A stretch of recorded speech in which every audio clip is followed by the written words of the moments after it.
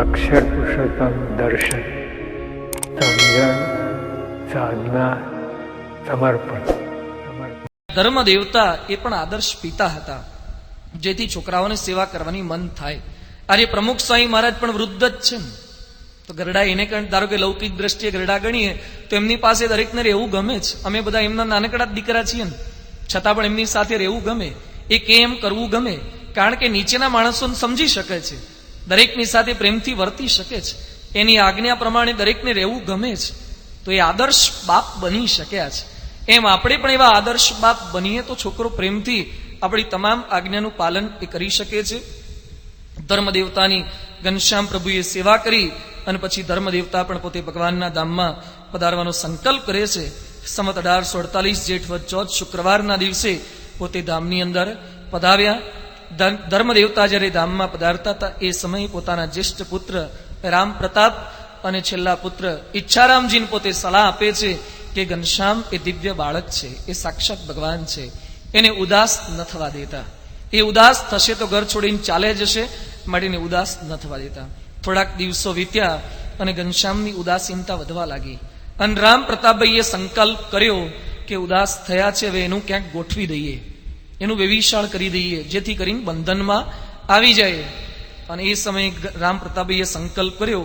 ખંભારિયાના નિહાલ મિશ્રનું ખૂબ ઊંચું કુળ હતું. એમની દીકરી ચંદ્રકળા સાથે ઘનશ્યામનો વિવાહ કરવો એવો મનમાં સંકલ્પ કરે છે. ત્યાં પત્ર લખ્યો કે આપ અમારા ત્યાં પધારો. અને ખંભારિયાના નિહાલ મિશ્ર પોતે ત્યાં પધારવાના હતા. અને ઘનશ્યામને આનંદ હોવો જોઈએ ને, કારણ કે જોવા આવવાનું હોય કે જોવા જવાનું હોય એનો કેટલો આનંદ હોય છે. છોકરાઓ જયારે જોવા જવાનું અઠવાડિયાથી ક્લીન સેવ કર્યા કરે, જોવા જવાનું છે. અઠવાડિયાથી ક્લીન સેવ કરે એનો ઉમળકો હોય છે. આપણા ઘરે જોવા આવવાના હોય એનો પણ એક ઉમળકો હોય છે. છોકરીને તાલીમ આપે, બેટા પીરસવાનું હોય એમાં સાચવીને જવું, ગ્લાસની અંદર 4 આંગળીઓ ન નાખી દેવી, બહારથી પકડવો, અને પછી ટ્રેમાં લઈને જઈએ તો એ ઢોળી ન નાખવું, નહીં તો પેલા માણસને લાગે કે એના ઘરમાં કાચના ગ્લાસ ફોડે છે તો આપણા ઘરમાં શું ફોડશે. એટલે એની પણ એક તાલીમ હોય છે. એ બધું શીખવાડીને મોકલતા હોય છે. આપણો છોકરાને લઈને કોકના ત્યાં જોવા જવાનું હોય ત્યારે પણ શીખવાડવું પડે. ત્યાં પલાઠી વાળીને સોફા પર ચડી ન જવાય, ત્યાં હાચવીને બેસાય. અને જેટલું કોઈ આવે, આઈસ્ક્રીમ આપ્યું હોય, જે કંઈ આપ્યું હોય એ કે આવવા જ દો, કે સારું બન્યું છે, ખાખા ન કરાય, બધું ત્યાં મૂકી રખાય.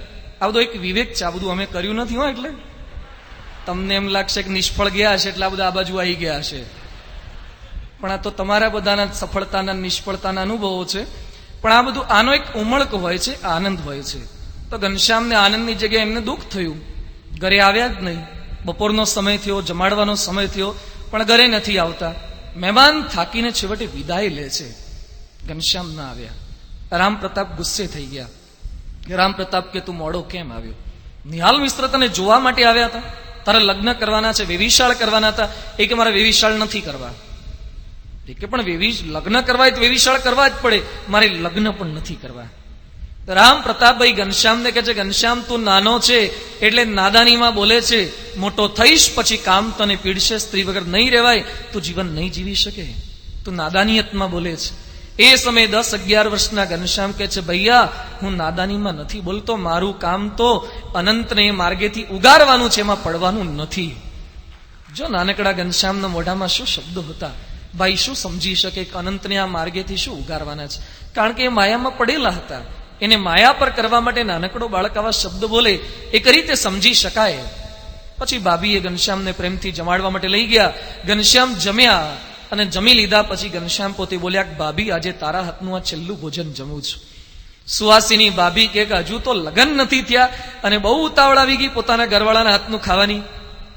ઘનશ્યામ કે આ માયામાં પડેલી ભાભીને કેમનું સમજાવું કે છેલ્લું ભોજન એટલા માટે નથી, હવે ઘર છોડીને જવાનું છે એના માટે આ છેલ્લું ભોજન કહું છું, પણ કેમનું સમજાવું? છેવટે ઘનશ્યામ એ હવે ઉદાસ બને છે. ઘર છોડવાનો પોતે સંકલ્પ કરે છે. જુદા જુદા નિમિત્ત એ ઉભા થતા જાય છે. એક સમયે પોતાના ઘરની પાછળ આવેલા અયોધ્યામાં ચંદ્રમૌલી મહાદેવના મંદિરની અંદર પોતે ત્યાં બપોરના સમયે વિરામ કરતા હતા. ત્યાં એક કાયસ્થ આવ્યો. શિવજી સમક્ષ પોતે ઉભો રહીને પ્રાર્થના કરે છે. ગાલ બજાડીને પ્રાર્થના કરતા કહે છે, હે પ્રભુ, માનવના જન્મની અંદર વિષય ભોગવવાની ઘણી ઝંખનાઓ, ઈચ્છાઓ રહે છે, પણ માનવ સહજ મર્યાદાઓ, સમાજની લાજ શરમ, એને લીધે વિષય પૂરતી માત્રામાં ભોગવી શકાતા નથી. તો હવે નવો જન્મ આપો એ મને લાંબ કર્ણનો આપજો. લાંબા છે કાન જેના તે એવો ગધેડાનો જન્મ મને આપજો, જેથી કોઈ ચિંતા જ નહીં. ગમે તેટલા દીકરા દીકરી થાય ને ભણાવવાની માથાકૂટની, સ્કૂલની એડમિશનની ફીની ચિંતા નહીં, એન્જિનિયરિંગમાં મૂકો, ડોક્ટરી લાઈનમાં મૂકો, છૂટાછેડા થાય કે ન થાય એને પરણાવવાની માથાકૂટ નહીં, અને ટેન્શન ફ્રી જીવન, વિષય ભોગવ્યા જ કરવાના. ઘનશ્યામના કાને આ શબ્દ પડ્યા અને ઘનશ્યામ કહે છે, આવો મનુષ્ય શરીર પ્રાપ્ત થયા પછી માણસો ગધેડાના જન્મની માગણી કરે છે. આવા અબુદ્ધ જીવોને મારે પ્રબુદ્ધ કરવા છે, આવા અસાવધ જીવોને મારે સાવધ કરવા છે. અને ઘનશ્યામ પ્રભુએ ગૃહત્યાગનો પોતે સંકલ્પ કર્યો અને ઘનશ્યામ ગૃહત્યાગ કરવા માટે હવે કૃત નિશ્ચય બન્યા છે. મલ્લ સાથેની જે કંઈ મારામારી થઈ હતી એમાં એક મલ્લને મારીને મલ્લના પિતાએ ફરિયાદ કરી, એને પણ નિમિત્ત બનાવે છે. નારદજી પ્રભુને પ્રાર્થના કરે છે, એને પણ નિમિત્ત બનાવે છે. પરંતુ મૂળ તો તેમનો હૃદયનો સંકલ્પ હતો. અને સંવત 1848 અષાઢ સુદ દસમ શુક્રવારના દિવસે ગૃહત્યાગ કરવા માટે તેઓ કૃત નિશ્ચય થયા. 11 વર્ષ 3 માસ અને 1 દિવસની ઉંમરે વિશ્વ કલ્યાણ અર્થે નીકળવા માટે એ પોતે ઘરેથી સવારે 3:30 વાગે નીકળી ગયા. અપૃષ્ટવા અગ્રજાદીન સ્વાન બંધુન પૌરમ ચ કંચન એકાકી નિર્યયોગેહા નિત્ય સ્નાનચ્છલેન સહ.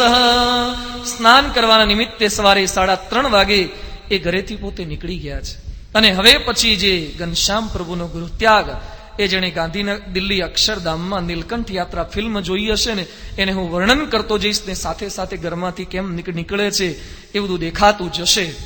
ઘરેથી નીકળ્યા, પોતાના ભાભી સમક્ષ, ભાઈ સમક્ષ, બીજા ભાઈ સમક્ષ દ્રષ્ટિ કરી અને પછી જટા બાંધીને પોતે ઘરેથી નીકળે છે. ઘનશ્યામ પ્રભુ નીકળ્યા ત્યારે કેવળ 4 વસ્તુ પોતાની સાથે લીધી છે. પગમાં તો કઈ ધારણ કર્યા નથી, પાદુકા પણ ધારણ કરી નથી, કેવળ કૌપીન ધારણ કરી છે. ઘનશ્યામ પ્રભુના માથે જટા છે, ગળામાં શાલિગ્રામ લીધા છે, ગુટકો લીધો છે, કમંડલું લીધું છે. કેવળ 4 વસ્તુ સંતો આપણને સમજાવે છે કે ઘનશ્યામ પ્રભુ કઈ 4 વસ્તુ લઈને નીકળ્યા છે. ધર્મ, જ્ઞાન, વૈરાગ્ય ને ભક્તિ. પાણી ગળવાનું ગરણું એ પોતાની સાથે લીધું છે, ધર્મને સાથે લઈને નીકળ્યા છે. જ્ઞાન એટલે સર્વશાસ્ત્ર માત્રનો સારરૂપ એવો ગુટકો લઈને નીકળ્યા છે. વૈરાગ્ય એટલે કે કમંડળું એ પોતાની સાથે લીધું છે, વૈરાગ્યનું પ્રતીક. અને ભક્તિ એટલે શાલિગ્રામ અને માળા પોતાની સાથે લીધી છે. કોઈ બીજો સામાન એ પોતાની સાથે લીધો નથી. આવડી મોટી યાત્રાએ નીકળ્યા હતા. કેટલો સમય ફરવાનું છે, ક્યાં ફરવાનું છે, અખિલ ભારતની પદયાત્રા કરવાની છે, છતાં પણ સાથે કોઈ સામાન લીધો નથી. આપણે ક્યાંક બહાર નીકળીએ ને તો છેવટે 2-5 રૂપિયા તો ખિસ્સામાં રાખીએ. અત્યારે બધા પારણમાં આવ્યા હશો ને, અહીંયા કઈ બધા આપવાના નથી ને અત્યારે, તોય કંઈક લઈને તો આવીએ જ. બહાર નીકળ્યા નથી, પાકીટ ચેક કરી લઈએ, કંઈક સામાન લઈએ. મોટી યાત્રાએ જવાની કેટલી બધી તૈયારી આપણે કરીએ છીએ, તો અહીંયા એવી કોઈ પ્રકારની તૈયારી સાથે નીકળ્યા નથી. ભગવાન પોતાના જીવનના આધારે આપણને શીખવે છે, less the luggage more the comfort. જેટલો સામાન ઓછો હશે ને એટલું સુખ શાંતિથી મુસાફરી થશે. ઘણી વાર એક તો 5-6 છોકરા હોય અને 10-15 સુટકેસો લઈને નીકળ્યા હોય દિવાળીની યાત્રા કરવા, અને કે પિન્ટુ આવ્યો, ચિંટુ આવ્યો, પેલી સુટકેસ આવી, અને એમાં ટેન્શનનો પાર નહીં. આ રહી ગયું, તે રહી ગયું. લેસ ધ લગેજ, ટ્રેનમાં લખ્યું જ ઘણી વાર, less the luggage more the comfort. જેટલી સાદાઈ એટલું સુખેથી જીવન પસાર એ થઈ શકે છે. અને કેટલાક એવા મોટા માણસો થયા છે કે જેના જીવનની અંદર વૈભવ ઘણો હતો, છતાં પણ વ્યક્તિગત જીવનમાં ખૂબ સાદાઈ હતી. ભારત તો ઘણું બધું વસાવી શક્યા હોત. સરદાર પટેલ મૃત્યુ પામ્યા ત્યારે 2 જોડી કપડા સિવાય એમની પાસે કંઈ જ ન હતું. સરદાર પટેલ જે ધોતીઓ અને ખમીસ ને બધું પહેરતા હતા એ જૂનું બધું ભેગું થયું હોય એને રિપેરિંગ કરીને એમના દીકરી મણીબેન એ પોતે સાડી બનાવીને પહેરતા હતા. કેટલું પવિત્ર અને સાદાઈ વાળું જીવન હશે. ગાંધીજીના જીવનની અંદર આપણે જોઈ શકીએ છીએ. આવા મોટા પુરુષોના જીવનની અંદર આપણને સાદાઈનો ગુણ દેખાય છે. ગાંધીજીને ના ઓળખો છો ને બાળકો બધા? ઓળખો છો? ગાંધીજી પગની અંદર કઈ કંપનીના બૂટ પહેરતા હતા? ગાંધીજી કયા કંપનીનું જીન્સ પહેરતા હતા? ગાંધીજી ક્રોકોડાઇલનો બેલ્ટ પહેરતા હતા.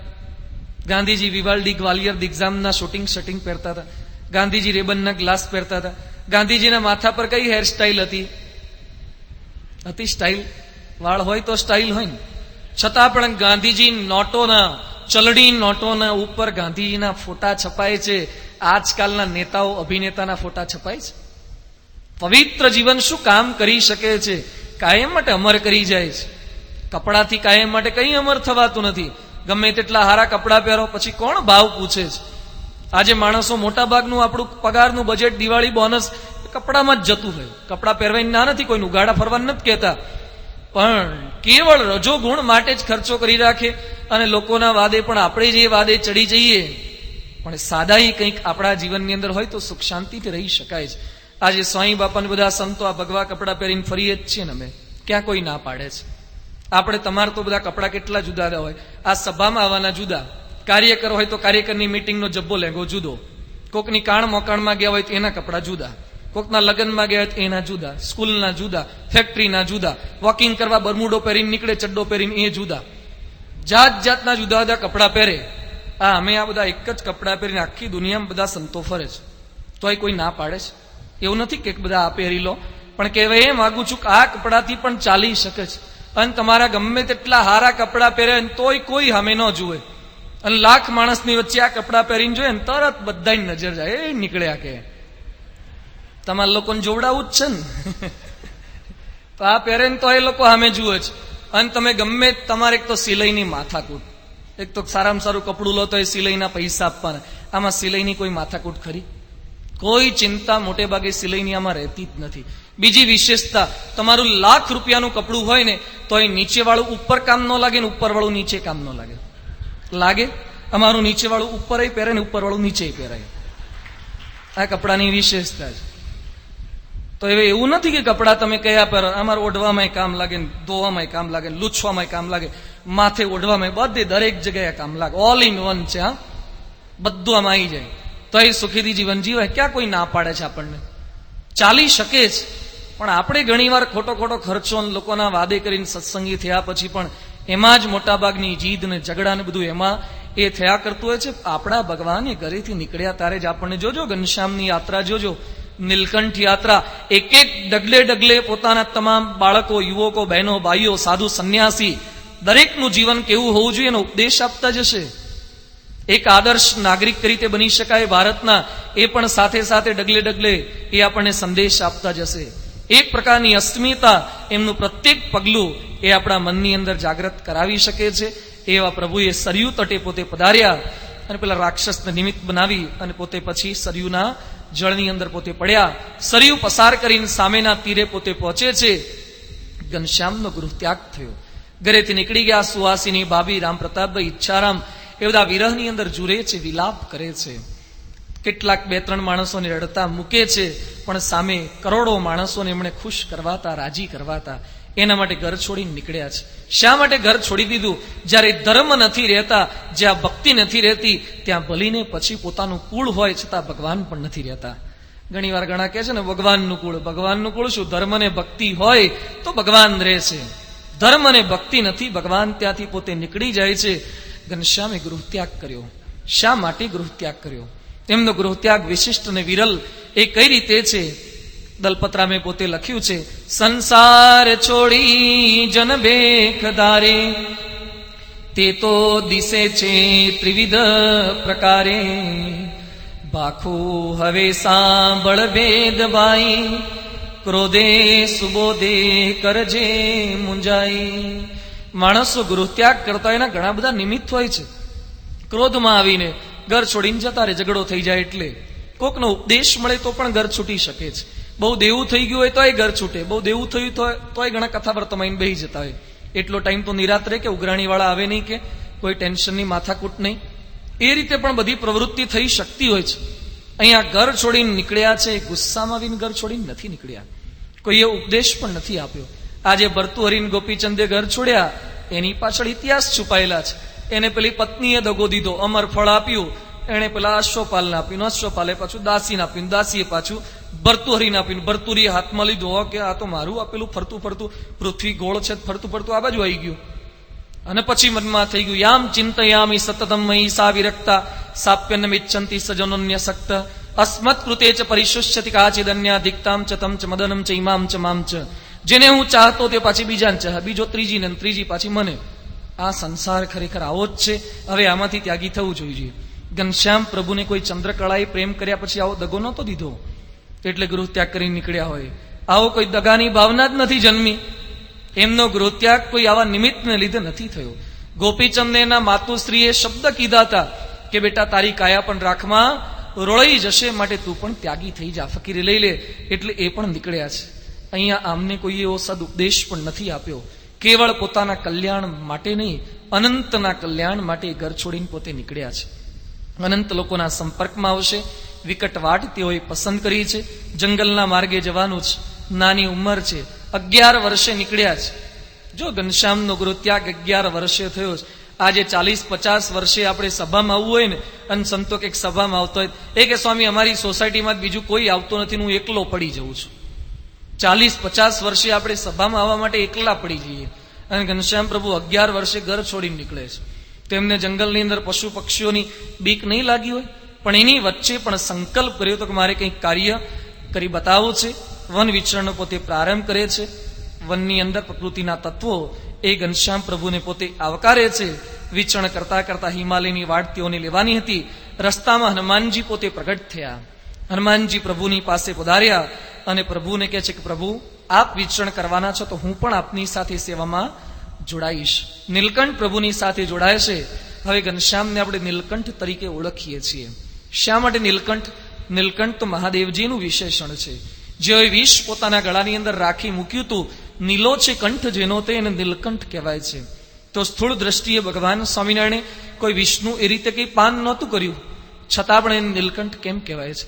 જેમ શિવજીએ સાગરનું મંથન થયા પછી જે વિષ ઉત્પન્ન થયું એ વિષને પચાવ્યું છે, એમ સંસારને પણ સાગરની ઉપમા આપી છે. સંસાર સાગર, સંસાર રૂપી સાગરનું મંથન કરવાથી એ પતિ પત્ની મંથન કરે તો એમાંથી વિષ ઉત્પન્ન થાય. ભાઈ ભાઈના મંથનથી વિષ ઉત્પન્ન થાય.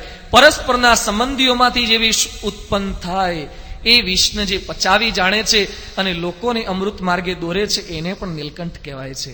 એટલે આપણે એને નીલકંઠ કહીએ છીએ. પેલું વિષ તો એક વખત દરિયામાંથી ઉત્પન્ન થયું. આ વિષ તો ડગલે ને ડગલે પતિ પત્ની વચ્ચે ઉત્પન્ન થાય, ભાઈ ભાઈ વચ્ચે ઉત્પન્ન થાય, સાસુ વહુ વચ્ચે વિષ ઉત્પન્ન થાય છે. એ વિષને જે પચાવનારા એ નીલકંઠ કહેવાય છે. હવે નીલકંઠની સાથે હનુમાનજી પોતે રહેવાનો સંકલ્પ કરે છે. એ વખતે નીલકંઠ કહે છે, મારું તે ભક્ત રાજન ત્વામ જાનામ્યેનુપમં દૃઢમ સ્મરામિ ત્વામ યદા તર્હિ ત્વયાગમ્યમ મમાંતિકે. હું જાણું છું કે આપ સાચા સેવક છો, અનુપમ ભક્ત છો, પરંતુ સ્મરામી ત્વામ યદા તર્હિ, હું જ્યારે આપને યાદ કરું ત્યારે આપ મારી સેવામાં જોડાઈ જશો. બાકી અત્યારે સાથે સાથે ચાલવાની કોઈ જરૂરિયાત નથી. હનુમાનજી નીલકંઠવણીના પ્રારંભમાં સેવામાં આવી ગયા હતા. અખંડ દાસ બનીને પોતે રહેલા છે. મર્યાદા પુરુષોત્તમની સેવા કરી હતી અને પુણ્ય ઉદય થયા અને પૂર્ણ પુરુષોત્તમ નારાયણની સેવા કરવા માટે પોતે આવી જાય છે. નીલકંઠ પ્રભુ કહે છે કે ભવિષ્યમાં જ્યારે જરૂર પડશે ત્યારે સંકલ્પ કરું ત્યારે હાજર થઈ જજો. વિચરણ કરતા કરતા નીલકંઠ વણી એ સંધ્યા સમયે કમલેશ્વર મહાદેવના મંદિર સમક્ષ પોતે પધાર્યા. મઠ હતો, એ મઠની સામે એક વૃક્ષ હતું. વૃક્ષ નીચે પોતે બેઠા છે. ધ્યાન મગ્ન એમની મુખાકૃતિ લાગી રહી છે. આશ્રમના મહંતે જોયું, નાનકડો એક બાળક ફરતો ફરતો ભૂલો પડેલો કદાચ અહીંયા આવી ગયો છે. આશ્રમના મહંત એની પાસે જાય છે કે દીકરા તો અહીંયા તપ કરી રહ્યો છે, પરંતુ આ જગ્યા ખૂબ વિકટ છે, ખૂબ ભયાનક પરિસ્થિતિ અહીંયા રાત્રે સર્જાય છે. શું થાય છે? એક અહીંયા રાત્રે શેર આતા હે, સિંહ આવે છે અને અહીંયા એ ખાઈ જશે, મારી નાખશે તને, મૃત્યુ આવી જશે. એ મૃત્યુ થકી બચવા માટે તું અંદર આવી જા, આશ્રમની અંદર આવી જા, તો તું મૃત્યુ થકી બચી શકીશ. અને નીલકંઠ જે જ્ઞાન આપે છે, 11 વર્ષનો બાળક, વર્ષોથી આશ્રમની મહંતાઈ કરનારા, ચેલાઓનું પરિપોષણ કરનારા, એને ઉપદેશ આપતા કહે છે, સંતાઈ પેઠે નહીં મોત મૂકે, ચૂકવવાથી નહીં મોત ચૂકે, અનેક દોરા 10 હાથ બાંધે, આયુષ્ય તૂટે નહીં કોઈ સાંધે. રાજા જુઓ વૈદય અનેક રાખે, આરોગ્ય થાવા બહુ ચીજ ચાખે. જીવાડવા જત્ન ગણા કરે છે, તે તો ગણા બાળપણે મરે છે. આયુષ્ય તૂટે નહીં કોઈ સાંધે. તમે મને અંદર લઈ જશો એટલે મૃત્યુ નહીં આવે. અંદર ગયા પછી પણ મૃત્યુ આવવાનું હશે તો આવવાનું જ છે. એને કોઈ ટાળી શકતું નથી. ગમે તેટલા દોરા બાંધો, હાથે બાંધો, પગે બાંધો, ગળે બાંધો, બધે બાંધો, છતાં પણ મૃત્યુ આવશે આવશે જ. છતાં પણ સમાજની અંદર અંધશ્રદ્ધા છે, એટલે મૃત્યુ થકી બચવા માટે દોરા બાંધશે, માનતાઓ, આખડીઓ, જાત જાતનું બધું માણસો કરતા હોય છે. આ જાત જાતના કાળા દોરાની તો ફેક્ટરીઓ જ બંધ કરી દેવા જેવી છે.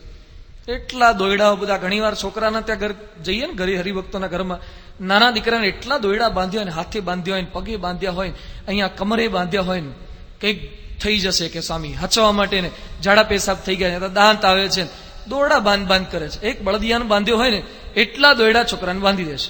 તો દોરા બાંધવાથી કઈ કાયમ માટે સારું થવાનું છે? તો ડોક્ટરોના બધા ધંધા જ બંધ થઈ જાય ને. એ જાત જાતની એટલી માનીનતા આપણી અંદર બધી રહેતી હોય છે. મૃત્યુ થઈ જાય, કંઈક પાછું આપણને વળગે કરે તો રોડ પર જતા હોય પેલા કોકે નહીં કુંડાળું કરેલું હોય ને, પેલું માટલી મૂકી હોય, કંઈક દીવો કરેલો હોય, એ કે જોજો કુંડાળામાં પગ ન પડી જાય. કુંડાળામાં આખા અમે પડી ગયા તોય કશું થતું નથી. કુંડાળાની તાકાત છે. સ્વામિનારાયણના ઉપાસક થયા પછી કઈ કરી શકે. એટલે મારો કહેવાનો આશય નથી કુંડાળામાં જઈને ઉભા રહેવું, પણ કહેવાય એમ માગું છું કોઈ પ્રકારની એવી બીક અનંતની આશરો થયા પછી મૃત્યુ આપણને શું કરી શકવાનું છે? ભગવાન અને સંતના આશ્રય બેઠા છે. વડાપ્રધાન મનમોહનસિંહ સાથે ઓળખાણ થઈ. અરે પોલીસ કમિશનર તમારા મિત્ર હોય પછી પેલા ચકલી જમાદાર ઠોલાથી ડરવાની શું બીક છે? એનાથી શું ડરવાનું? એ આપણું શું બગાડી શકવાના? જેનો આશરો આપણને અનન્ય આશ્રય થયો હોય તો આવી જાત જાતની માનીનતા આપણને રહ્યા જ કરતી હોય છે. બીજું બધું દોરા ધાગામાં બધે એટલી શ્રદ્ધા અંધશ્રદ્ધા રહ્યા કરે.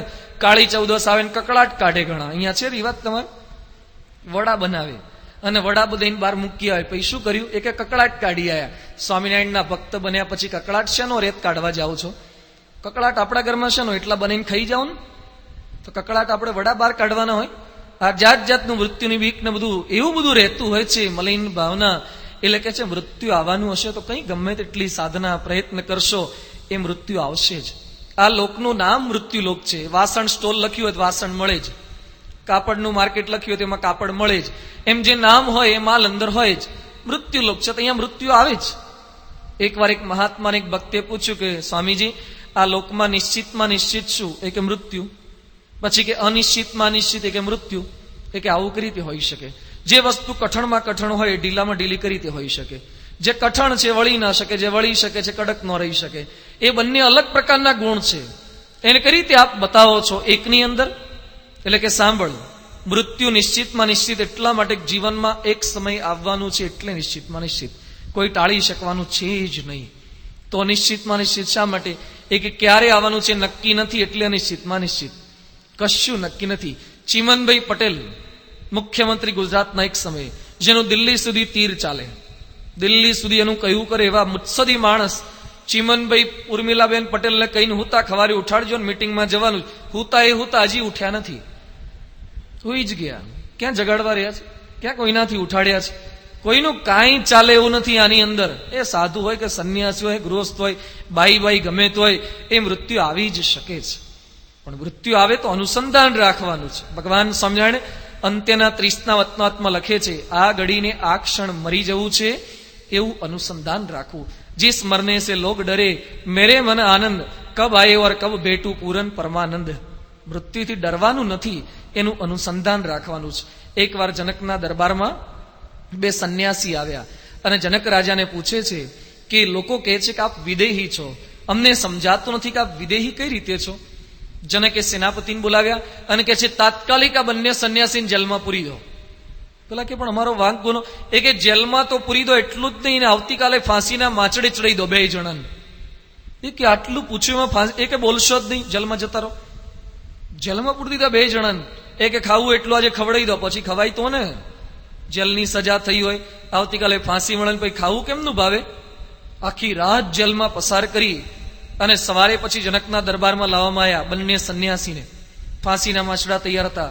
જનક રાજાએ કીધું જો આ માચડા તૈયાર છે, હમણાં લટકાઈ દેવાના છે, પણ મને થોડીક દયા આવે છે અને થોડુંક કન્સેશન તમારા માટે આપું છું. શું કન્સેશન? વાત કરો જલ્દી.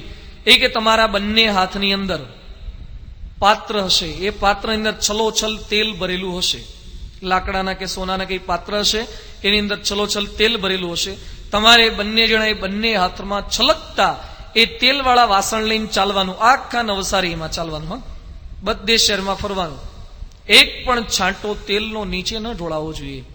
જો ઢોળાશે તો તમારી બંને બાજુમાં ખુલ્લી તલવાર લઈ અને મારા સૈનિકો ચાલતા હશે. જેવું ઢોળાયું એવું તલવારથી તમારું માથું એ જુદું કરી નાખશે. પેલા બંને કે હારું આમાંય વીમો તો છે જ કે આમાંય તકલીફ વાળું કામ તો છે જ, પણ કદાચ લક બાય ચાન્સ કોણ બનેગા કરોડપતિ, કદાચ આમ જીતી જવાય તો, એટલે કે આ કરવા જેવું છે. એટલે બંને જણે હાથમાં ધારણ કર્યા અને પછી નીકળ્યા. બંને બાજુ પેલા લોકો ખુલ્લી તલવાર લઈને ચાલી રહ્યા છે. આખા શહેરમાં ફર્યા, દરેક જગ્યાએથી, બિગ બજાર આગળથી, શોપિંગ મોલ આગળથી, બધા મેળા આગળથી, બધે થિયેટર આગળથી, બધેથી નીકળ્યા. જનકના દરબારમાં પહોંચ્યા, અને જેવા પહોંચ્યા ને એવું પાત્ર નીચે મૂકી અને દોટ મૂકી. જનક કે ઉભા તો રહો, તમે કઈ પ્રશ્ન પૂછ્યો તો ને? એ કે હવે કોઈ પ્રશ્ન જ નથી, અમને પૂછતા જ જાઓ કે તમે કહેતા હતા વિદેહ. એ કે તારે જે વિદેહી હોય કે દેહી હોય અમારે કઈ લેવા દેવા નહીં, હવે પૂછવું જ નથી. તો કે હું તમને પ્રશ્ન પૂછું. શું પ્રશ્ન છે? આવી કઈ સજા વજા ન કરતા કે ન આવડે તો? એ કે શું પ્રશ્ન છે? એ કે તમે મને કીધું વિદેહી કમ છે, હું આપને પ્રશ્ન પૂછું. આખો દિવસ તમે રાજ્યમાં ફર્યા, બધેથી પસાર થયા, પેલા વોટર પાર્ક આગળથી પસાર થયા, ફનવર્લ્ડ આગળથી પસાર થયા, તો તમે શું જોયું તું? એ કે કાંઈ જોયું નથી. કે તો કદાચ એ ન જોયું તો થિયેટરમાં કયું ફિલ્મનું બોર્ડ લાગેલું હતું, એ કયું ફિલ્મનું પોસ્ટર હતું એ જોયું? એ કે એ નથી જોયું. તો મેળામાંથી પસાર થયા, પાણીપુરી, ભાજીપુર, રગડા પેટીસ, દાબેલીની ઘણી લારીઓ હતી, એના તરફ નજર ગઈ? એ કે કાંઈ જોયું નથી. એ કે આખો દિવસ બધે ફર્યા તો તમે જોયું શું? એ કે તેલ ને તલવાર, તેલ ને તલવાર, તેલ ને તલવાર. બીજે નજર જાય તો ને, તેલ ને તલવાર સિવાય બીજું કંઈ જ દેખાય નથી. જનક કે તમે મને પ્રશ્ન પૂછતા હતા વિદેહી શા માટે?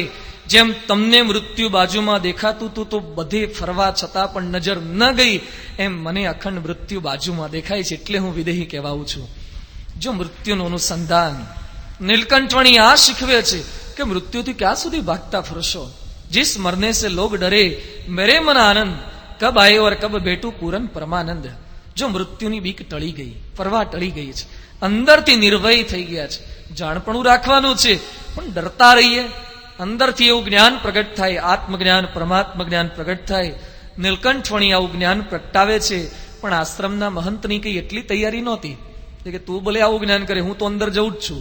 એ તો અંદર પહોંચી ગયા, રાત્રે રાહ જુએ છે કે હમણાં આવશે અને અહીંયા મારી ખાશે. સિંહ આવ્યો પણ ખરો, નજીક પણ ગયો. પેલા લોકોના કાળજા ઊંચા, કાળજાની આંખા ઊંચા થઈ ગયા. પણ નીલકંઠવાણીની બાજુમાં સિંહ આવી અને મસ્તક ઝુકાવી ત્યાં બેસી જાય છે. સવારના પોરમાં નીલકંઠવાણીના શરીર પર હસ્ત પ્રસારે છે અને પછી પોતે ચાલતો નીકળી જાય છે. નીલકંઠ ત્યાંથી નીકળતા હોય છે અને આશ્રમના મહંત આવી ગયા. આપ રોકાઈ જાઓ, આશ્રમ આપકા, હમ આપકે પૂરી મહંતાઈ આપકો દેને કે લીએ તૈયાર હે. એ સમયે 200 વર્ષ પહેલા વાર્ષિક લાખ રૂપિયાની આવક એવી મહંતાઈ આપે. નીલકંઠવાણી કહે છે કે આવી મહંતાઈ કરવી જ હોત તો અયોધ્યામાં ક્યાં મંદિર ઓછા હતા, અમારા ઘરે ઘણું બધું હતું, પણ આ નથી કરવું. તમે સિંહને વશ કરો એવા છે, મારે આવા એક સિંહને વશ નથી કરવો.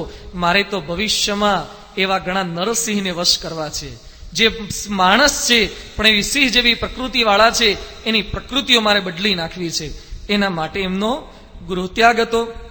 આ રીતે પ્રથમ જ પરિચય, ફર્સ્ટ ઇમ્પ્રેશન જ આવી દિવ્ય પાડી અને પછી વન વિચરણમાં પોતે આગળ નીકળી રહ્યા છે. અક્ષર પુરુષોત્તમ દર્શન, સમજણ, સાધના, સમર્પણ.